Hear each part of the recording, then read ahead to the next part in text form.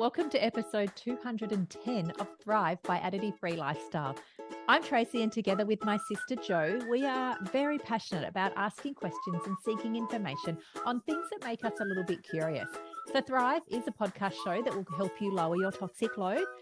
It will guide you through various stages of life and give you permission to ask questions and seek advice on topics you may not yet understand. Today's episode is going to be brought to you by our Additive-Free Lifestyle app, which plays a key role in the topic that we have on discussion today. Today, we are talking to Flourishing Bodies.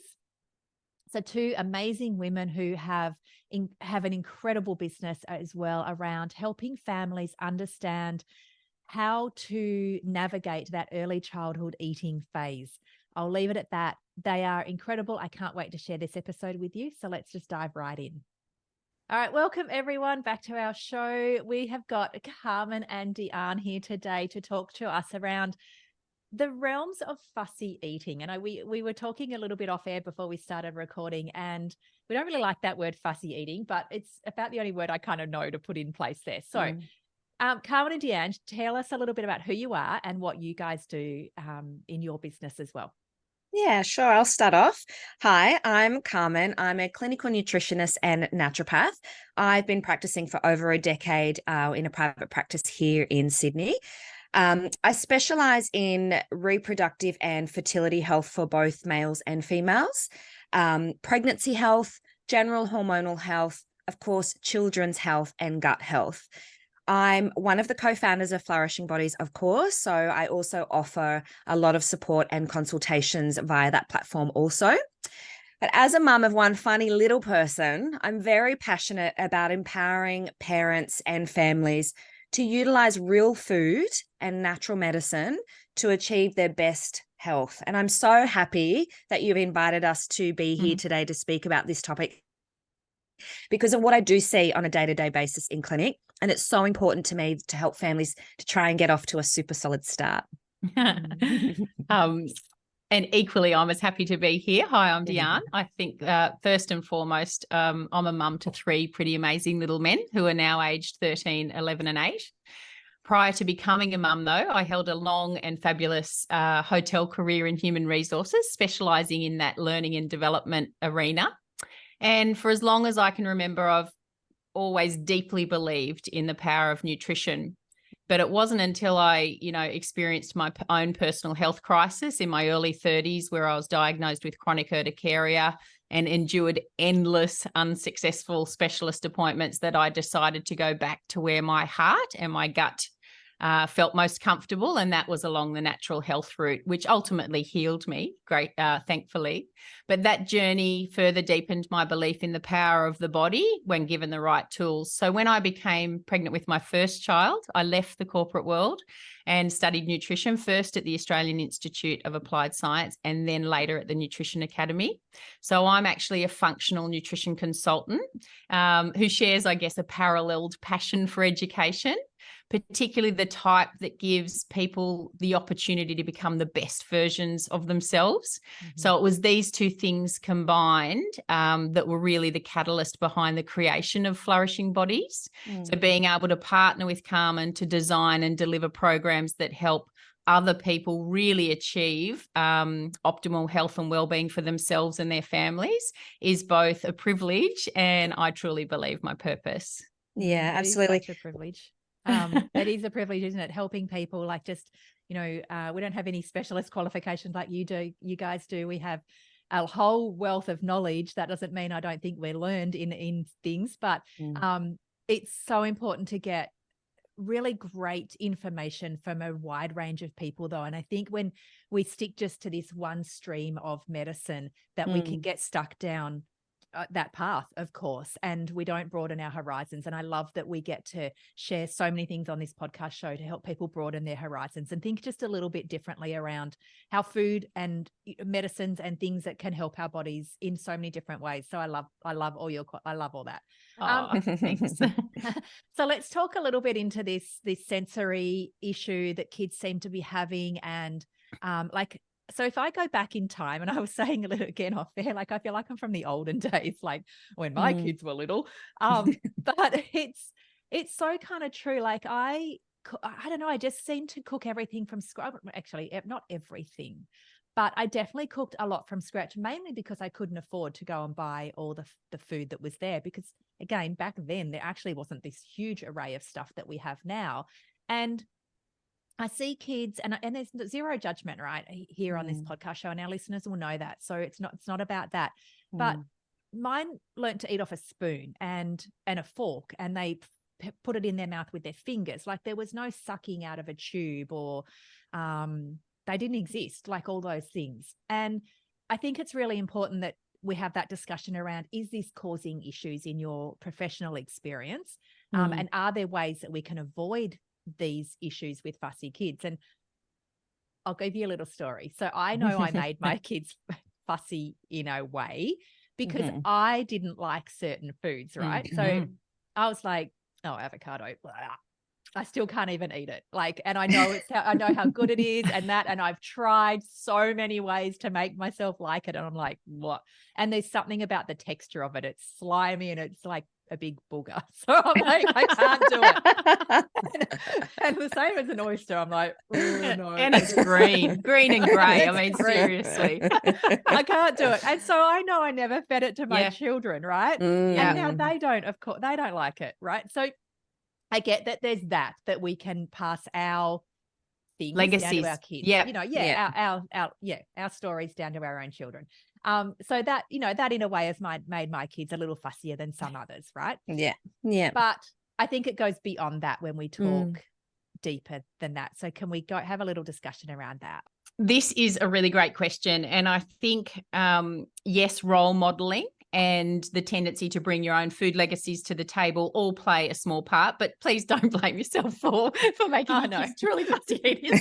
And it goes both ways. Like we had so many years of death by spag bowl that now they don't even want to eat that. So I've definitely been there and done that. I get it. Mine was eggs with my kids, eggs for breakfast every day. So it's like, okay, they're over eggs. Look, to be honest, I think this whole tendency towards fussy or picky eating operates across so many levels. It's really hard to know what takes precedence and what your child's going to grab onto to actually reinforce those fussy eating tendencies, but there's loads of them. So if it sits all right with you, Trace, I think in no particular order, Carmen and I might just both bat this one out in small chunks, I suppose. Yep. Absolutely. I'll sit back. I'll sit back and so I think, but by all means, leave that in. But I think what we have to acknowledge at the outset, one of the things that's distinctly changed over the years is the eating environment. Yeah. And within the eating environment, there's a few key things in my mind that have changed. So people lead really busy lives now. And I think particularly when there's more than one child in the family, you're dealing with sports and extracurricular activities. But what that busy lifestyle has kind of done is food's taken on a bit of a different meaning. So we've moved away from what once used to be celebrated and as a communal kind of coming together experience. It's now more of a thing just to get done, tick off the list before we can move on to the next thing. So that, to me, that sits in a changed eating environment. Another thing is we've developed a real grazing culture. So we feed our kids and, to be honest, probably ourselves everywhere, in the car, in the pram, at the park, whilst we're playing, on the run. So food's available all day. Yeah, I hadn't like that. It's just continuous throughout your waking hours. And then I think the third real contributor to a changed eating environment is distractions in the way of screens has really erupted. Yeah. So kids are eating in front of the television now. They're eating watching iPads or with iPhones in their hands. And so that's moved our focus. That's a big change in eating environment. In saying that, I just want to add in very quickly that we do acknowledge that there are special cases where screens are actually a really useful strategy for feeding. So they do have their place, for example, in children with attention disorders. It allows that focus to kind of come back in and them to eat. So they can be useful. We don't want to put a big no stamp on on screens per se, because they can play an important role. But on average, they've really changed the way most kids eat. So if we look at those three things, I guess, individually or collectively, what has happened as a result of those three things is we've removed the mindfulness and the gratitude around food. And it's a really large contributor to fussy eating, because kids aren't not only registering what that they are actually eating, they're not learning about the foods, they're not learning about the taste, they're not learning about the textures. And so there's just we've just lost a big, I guess, a big part of what supports a healthy food relationship. And one of the things we talk about in our course, which I really would love to share with anyone listening now, is we encourage people to have eating moments. So it's where you stop and acknowledge with your little one that now is the time to eat, and we're focusing on the food. And once that's finished and that window is closed, then you can move on to the next activity. Because it is really hard, isn't it? Like, as a busy mum, so my kids did a lot of dancing after school, and there were many occasions where many days, it was about 3 or 4 nights a week at one stage, where we were from school straight to dancing, and we wouldn't have got home until well after that traditional dinner time, right? So this is where the death by spag bowl came in, because it was a really good, was either that or 2-minute noodles. And so, you know, the other kids were all having 2-minute noodles, and mum might not sitting there eating spag bowl at the dance studio before their lessons start, or in the car, because I would heat it at work. They would catch the bus to my work. They would heat their food, sometimes eat it before we would leave to dance, you know. And you know, it is that. I never even thought of that as being like an issue, to be honest. I think that's a really good point. And even like kids in the pram, you know, I would be like, here's some sultanas, keep busy in the pram.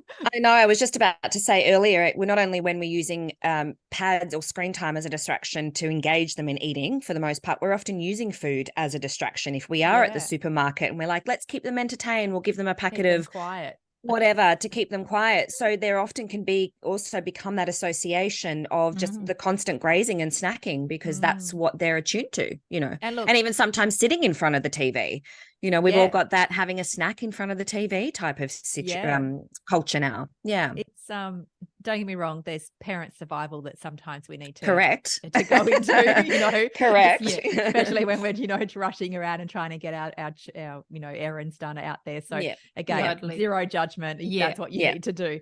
And I do really think, just with that, I think it's amazing, Trace, that you're able to still do home cooked food and take it on the run. And I understand people are busy, because I'm one of them. But it's about really sitting and saying between yourself and your family members, if we can't do dinner, because we've got sports on, and I have it till 9 o'clock some nights as well, where in the week can we do some of these eating moments? Is breakfast a better opportunity? Is it Saturday lunch? It's just about making sure they come in somewhere, because it's unlikely that they can come in at every meal period across the day. But I think before you're really tied to that older kind of teenage running around business, if you can try and do it particularly from a small age, it's a really lovely thing to be able to encourage.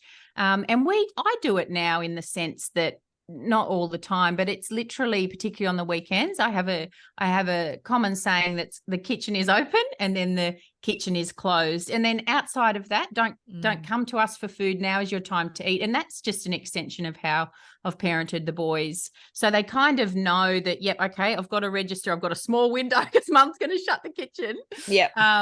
And so I think it's just about building it in where you can, but acknowledging you can't do it perfectly. Unless you've got a cheeky 5-year-old who's like, but no, mum, I can see there's no door, I can get in. The kitchen is open. Kitchen is open. What are you talking about? Something my kids have always done is asked permission, and I don't even know where it came from. But and it's not that I've ever said no. I don't understand, even, like I said, I don't really know where it came from, but it's, mum, can I have a biscuit? And I'm like, of course you can have a biscuit. Like, or but there would be times where they're like, no, look, we're nearly at dinner time, let's wait for dinner, you know. But again, I don't really know even where it came from. I'm not saying I'm this magical unicorn mother out there. I do love that. My kids do that too. And I don't know, you know, I guess I'm always I was always in control of their food supply, and I think they really relied on that primitive, like, she's the one that feeds me. So even when I stopped feeding, they still have that heavy association, like, is can I go now? Yeah, they don't now, of course. Mm. Now they and now that my eldest has bought her own home, like there's times where she comes grocery shopping at mum's place because she can't afford anything else. That's a good strategy. Anyway, all right, moving on from that. Speak- Let's get back to the little ones. Yeah, I was going to say, speaking of grocery shopping, convenience and marketing has changed the way that we eat Hasn't as it? well. So you can buy anything at any time for any age. You know, we've got solid pouches that are being marketed to from 4 months of age when they may not actually be ready to consume foods at that stage. So, Yeah.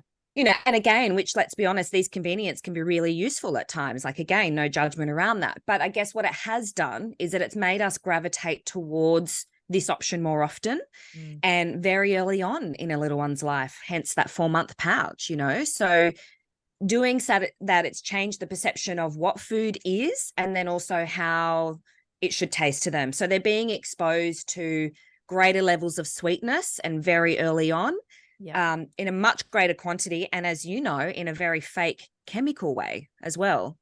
So they're really experiencing different texture with store-bought food and all, you know, those pouch kind of scenarios. So our kids become fussy with what we cook because they start exerting that preferential eating from the get-go. So, you know, we cycle back into that convenience model way more often, and we just move away from allowing them to truly understand what their palate is and experiencing all of those components. So salty, sweet, bitter, sour. I'm on the top of my head, I'm kind of thinking, you know, a stewed apple in a pouch as opposed to a stewed apple that we would do at home, you know, and the significant differences that a baby would experience when eating those apparent same type of food. And do you think things like, so, you know, if I'm at the stove and I'm cooking the stewed apples, they're smelling it, they're starting 100%. to learn and understand that things come from a kitchen. You know, do you think that plays into a child's brain? Absolutely. Yeah. And one of the biggest things that we talk about from the get-go when starting solids is it's that psychology aspect, letting the baby from the very beginning smell the food, see you eating the food, speak very positively about the food, watch you prepare it, play within it, like get them on the floor with some rolled oats while you're cooking their porridge. So absolutely, it's got a lot to do with it. It really is monkey see, monkey do, isn't it? And it's in so many ways in our lives. It is. Well, that's the avocado story revisited, isn't it? I mean, that's if you have an aversion to something, you're just not even going to serve it. You're just not going to serve it, and then your kid doesn't experience it, and then so that the cycle continues. Yes. Yeah, absolutely. And I think one last thing to sort of think about that is one of the other things I think about is that foods themselves are also grown differently these days, right? So the farming practices have changed the soils, which means that the animals and plants that are feeding off those soils, they only have access to certain nutrients within those soils. And sadly, really important minerals such as zinc, which, by the way, a deficiency of zinc is a key indicator of, or a key influencer of fussy eating. They're no longer in these foods in the levels that not only they once were, but more importantly, in the levels that we actually need. So that's, you know, and genetically modified foods come along. They've changed the expectation, the texture and the flavor of these foods. So, you know, where as parents, I'm guilty of it. I'm looking for the seedless watermelon and the seedless mandarins and the seedless grapes. So it means if my son has got a mandarin with seeds in it, he's like, what? I can't eat that. That's too complex to get my hands around. So oh, it's so true, isn't it? I never even thought of it. Oh gosh, okay, you're blowing my mind. And actually, I got my pen here and I've been writing things down, and you said something just then that went in, and I was like, I need to go back to that. Let me come back to it.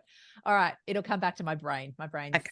Well, this is a little bit controversial. It might even spur where you're coming from, Trace, but basically I think other than the two things that Carmen's mentioned, and I've talked about the eating environment, this, at the risk of sounding too controversial, I think we too have changed. And by that, I feel like many of us can buy into the fussy eating tendencies of our little ones very early on, and even without us really recognizing it, because we fall into two traps.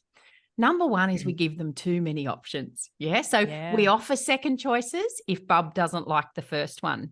And I've had this discussion with my mum, because maybe I was guilty of it. Who tells me that in her day, and certainly in all, I imagine, the preceding kind of generations, there was no way they had that luxury. What was served was what you got. Yeah. And if you didn't eat that, you went without. But that leads us into trap number 2, because trap number 2 is a lot of us think that any food is better than no food, so we give in to what our child's asking for, because none of us want to see our baby go hungry. No one.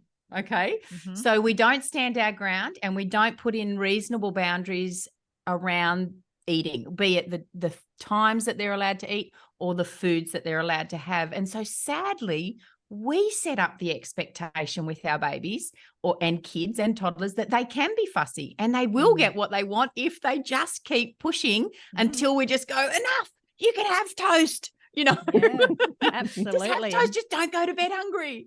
Mum hasn't done that. Absolutely. Yeah. And so yogurt was a big thing. I'll fill him up with yogurt. Totally. And there's no judgment in that, because I've been down that road. But I think that hopefully a few light bulbs go on for some people that go, wow, like, yeah, I'm actually feeding this. I don't want a fussy eater, but I'm kind of letting them know that it's okay to be fussy. Yeah. So you go. No, all I was going to say was we've definitely had students that have come through our Additive-Free Made Easy program in the day and said, my children will only eat chicken nuggets from McDonald's. I'm like, yeah. And I think who takes them to McDonald's? That's right. That's it. How do they know what McDonald's is in those early days? Yeah. And yes, mine have had McDonald's in the early days. And the other one is cordial. We get a lot of people that my kids won't drink water. I'm like, my kids won't drink anything other than water. We didn't buy cordial. I couldn't afford it. I was like, and it was sugar, and something in my brain way back then before I knew anything about additives, knew it was sugar. So I don't understand that. That's a common either. example. Yep, that's common, because I'm pretty sure, yes, if I reflect on my childhood, there was always a big 2-liter, whatever it was, of cordial, and it was something. It was pour your water and then add that in. Yeah. That was the expectation. My kids don't drink anything other than water. And I'd be surprised if they've ever had cordial in their lives. But yes, it's about where are some, I guess, small increments where we can immediately right now today go, okay, I'm not going to feed into that, or I'm not going to offer that, or I'm not going to, feed in that manner that maybe might help bring some of these fussy eating tendencies back into line a little bit, So what are some ideas that you could give people if they have that really, let's go to the extreme fussiest of children, and we're not talking, and let's talk a little bit in a minute about the sensory difference. Okay. Let's just stick to the kids like mine that were like, mine probably weren't extremely fussy, but let's go to that mum who's come to us and said, look, my kids will only eat chicken nuggets from McDonald's, not because of any sensory issue or any other issue, right? Yeah. How do we help that mum or anyone listening, in the realm of that fussiness? Yeah. What are some tips there? I think first and foremost is taking the pressure off mostly yourself as the parent. And then also the child in an instance, it is, I guess it would be giving them a certain level of variety in that stage. So they can put they've got their safe food on their plate, for example. So, they're going to eat their chicken nuggets, but that doesn't necessarily mean that you don't offer them other things on their plate, and always have a small amount. Be comfortable with whatever you're comfortable with them eating, that appears on the plate, which allows the child to have the option as well. Okay. So not necessarily just giving them the chicken nuggets, offering other portions of their safe food. So, it's dinner time, but that's all right. I'm still happy to give them some apple, because we know that apple is a safe food, if that makes sense. So that's one of the key things I've always sort of suggested is take the pressure off both of you.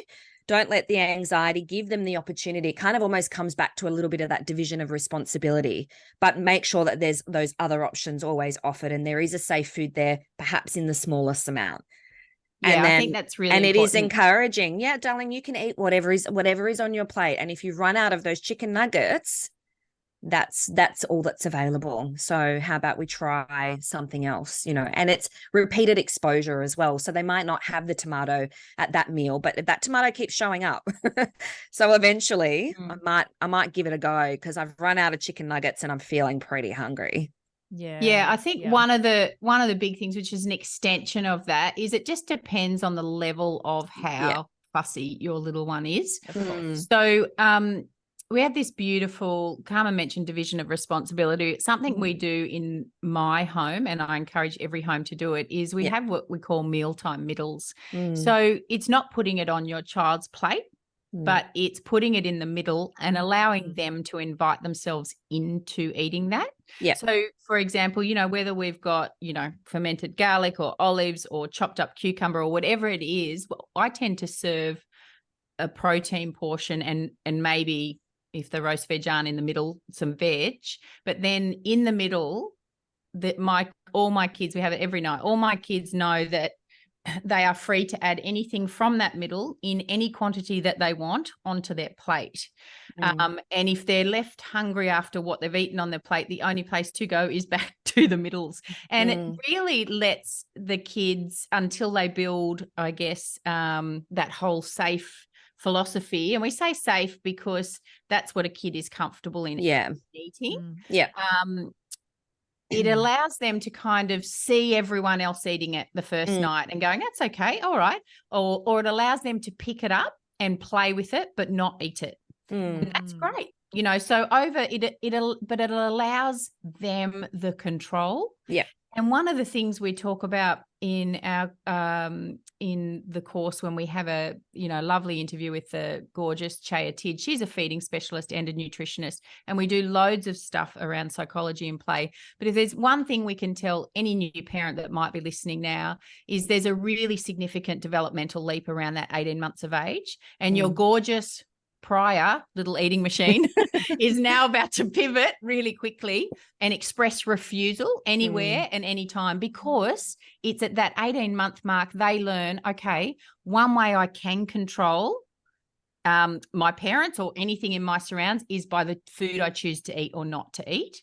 So it is really important to kind of say, okay, yeah, they're going to do that. Whether they love spaghetti bolognese tonight, they're not going to love it tomorrow. Not because they don't love spaghetti bolognese, but because I'm now in control. So I think if you really want to grasp that, the non-tendency towards fussy eating, if you get into mealtime middles really quickly, it allows, or early on, when I say quickly, it allows them the control.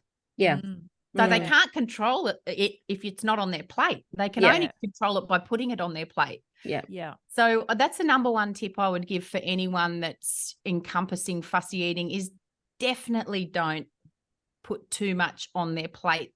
And then if you go through courses, which I've seen lots of people go through courses on fussy eating, some of the suggestions are, and I totally agree with it, it's about talking about the food. It's about, okay, so you've got spinach on your plate. What does spinach feel like? What does it taste like? Is it a hot food? Is it a cold food? What color is it? What does it smell like? It's just accepting that eating isn't all about getting it in the tummy and through the body. Eating is a number of steps, and I know Carmen's been through. I was just about to say that, eating it is actually ultimately a learned behavior. In fact, it's 32 steps. So at any point for a child, any one of those 32 steps has to be an absolute win and be celebrated. So if it is that they're only smelling it, if it is that they take a bite and decide, it's not that I'm not liking that food, but I'm just not sure about it, so I'm going to put it back.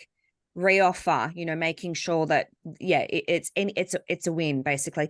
And the other thing I'm going to say about chicken nuggets, they're not all bad.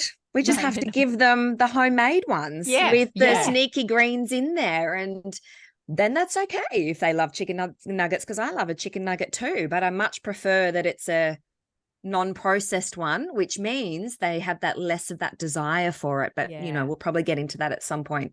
So let's pivot around to that then. Good segue into the MSG and the flavor enhancers and the things that are in our foods in that way, and how that in itself is also contributing from the, like, okay, we'll use the chicken nugget as an example. So the homemade chicken breast, some herbs and spices, some coating on the outside, whatever that might look like, gluten-free, maybe not. And then the highly processed sort of version that says it's chicken breast, and who knows what else? Who knows? Constituted chicken breast. I just wanted to wrap up this episode to remind you that this is a 2-part episode. And next week, we will finish off the topic of conversation around that sensory issues that we dived on, talked a little bit about in this episode. And we kept saying we were going to talk about it. And then I kind of cut us off and sort of forgot. So we will be sharing the rest of this episode next week. And we will diving more into that sensory issues that you might have with children. And it was really interesting. Like, I learned a lot in what to look out for. So in that whole sensory issue, and there were so many factors that I didn't even have no idea about. So listen in next week, especially again, if you do have younger children. That's it for us for this show, though.